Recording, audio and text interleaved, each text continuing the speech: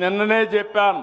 పలమనేరు, కుప్పం ఈ 2 నియోజకవర్గాల్లో దగ్గర 110 చెరువులకు నీళ్లిచ్చే అవకాశం ఉంది. నేను ఇచ్చిన ఆదేశాలు, కుప్పంలో 520 చెరువులున్నాయి, గొలుసు కట్టు చెరువులున్నాయి, పాలారులో చెక్ డ్యాముల ద్వారా నీళ్లిచ్చే అవకాశం ఉంది. కొన్ని దూరంగా ఉంటే చిన్న పైపులు వేసుకోగలిగితే అవి కూడా చెరువులకు నీళ్లిచ్చే పరిస్థితి వస్తుంది.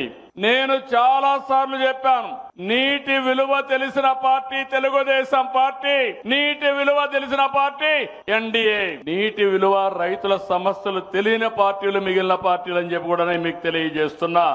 అసెంబ్లీ అంటే హేళన, తిట్లు, నవ్వులాట్లు ఇలాంటికే పరిమితం చేశారు.